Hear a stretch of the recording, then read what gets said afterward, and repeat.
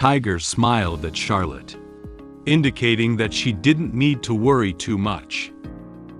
He handed her the photo in his hand and said to her, "I feel that just one good word is not enough to describe his current life."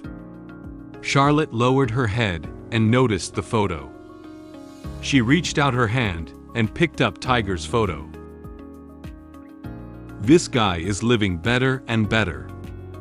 Charlotte carefully looked at the photo in her hand.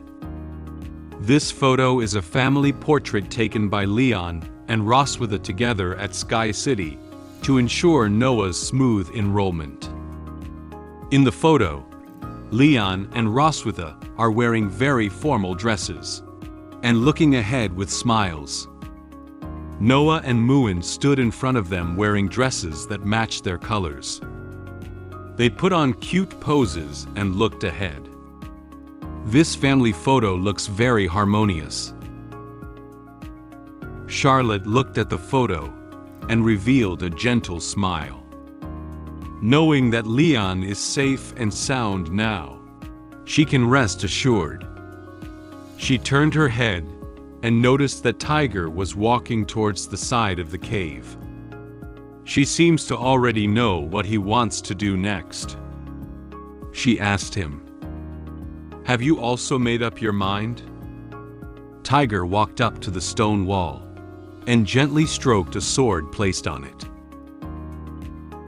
Then, he took off the sword and held it tightly in his hand. The color of this sword is black, and there is also an orange gemstone as decoration on the sword. Under the moonlight, the orange gemstone shimmered with a faint light. It seems that this is not an ordinary sword. He looked at the sword in his hand with serious eyes and said to Charlotte, "Right. It's time to wash away his traitor label and restore his reputation. This can be considered as my gift to my granddaughters." Tiger said this sentence very firmly. His deep blue eyes showed his determination. Next, he seems to be going to do something very important for Leon. 2 days later, Roswitha returned smoothly to the Silver Dragon Castle. It's already evening now. The moon tonight is crescent-shaped, like a white sickle. It has slowly ascended into the sky and illuminated the dim sky with a faint moonlight. In the Silver Dragon Castle, the lights in the corridors are also turned on, illuminating the way to each room for the people in the castle. It's dinner time. Leon brought Muin to the dining room. However, it's not him who's cooking tonight, it's Roswitha. After arranging him and Muin at the dinner table, Roswitha went into the kitchen to start preparing their dinner for tonight. Leon supported his head with one hand and looked at her cooking in the kitchen with a skeptical expression. He frowned slightly and doubted her behavior tonight. Roswitha looks very strange. She disappeared for 2 days without telling us anything. 2 days ago, Leon had already noticed that Roswitha was not in the Silver Dragon Castle. At this moment, Anna, who was heading towards Roswitha's office, happened to pass by Leon's eyes. She was holding some books and documents in her hand, ready to put them in Roswitha's office. Upon seeing Anna, Leon asked her, "Where is Roswitha?" Anna turned her head to look at Leon and answered him, "Your Majesty is out on business." The clear sound of cooking came from the kitchen. He turned his head, looked in the direction of the kitchen, and silently said in his heart, "As soon as she came back, she said she would personally prepare dinner for us. I always feel that something is wrong." Although he still didn't know what had happened to Roswitha these past few days, He could clearly feel what might happen next. In no time, Roswitha had already prepared the dishes. She packed dinner into 2 plates and walked out of the kitchen. To maintain a sense of mystery, she also covered 2 plates with an iron lid. She walked over to Leon and Muin and placed their plates on the dining table. Roswitha gave them a mysterious smile and said to them, "All right, let's have dinner together." After removing the iron lid, Muin found that tonight's dish was her favorite steak. The steak has been cooked to perfection, just right for Muin to eat. The fragrant steak was topped with brown sauce, making it look even more delicious. Next to the steak, there are 3 carrots carved into flowers, 2 small tomatoes, and an egg. This steak is not only exquisite and beautiful, but also very healthy. Muin held her hands together and said very happily, "Wow, Mom's steak looks delicious." After Leon took off the iron lid, he found a pile of small carrots piled up like mountains on his plate. Leon was very surprised by the dish.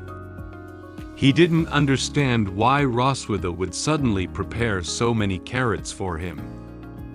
He asked her, "What is my dish?"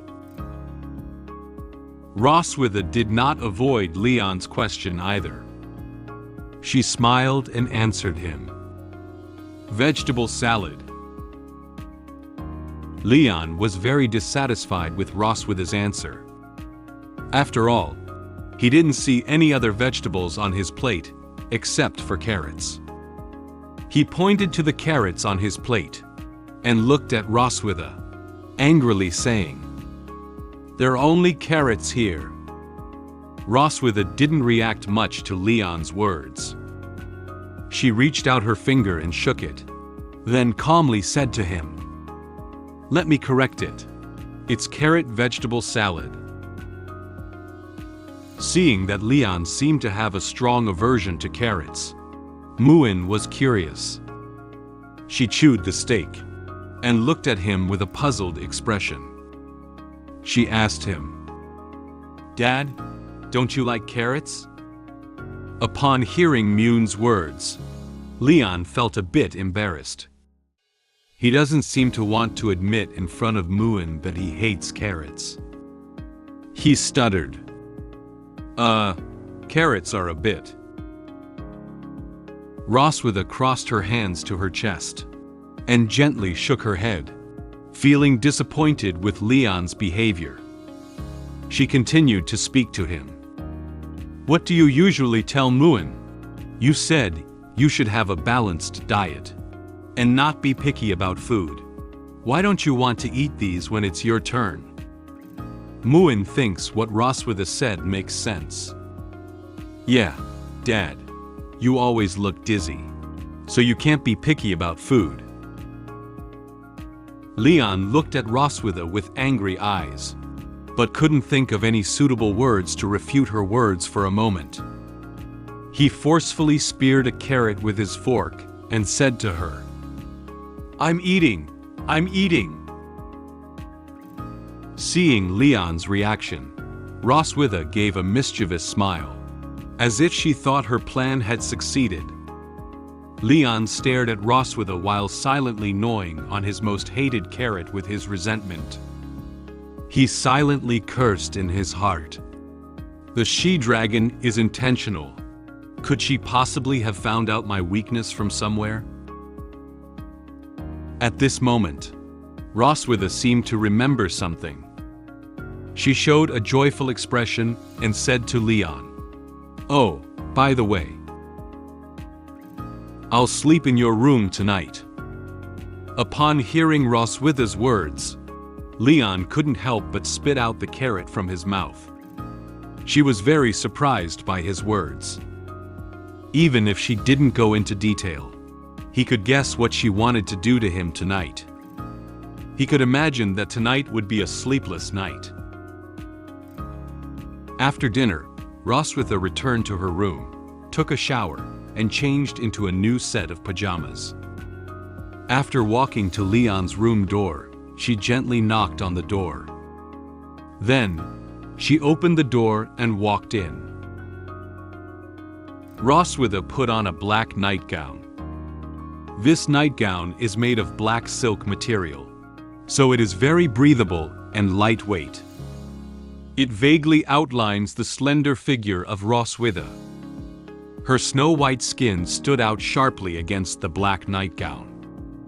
As she moved, her twin peaks also trembled gently.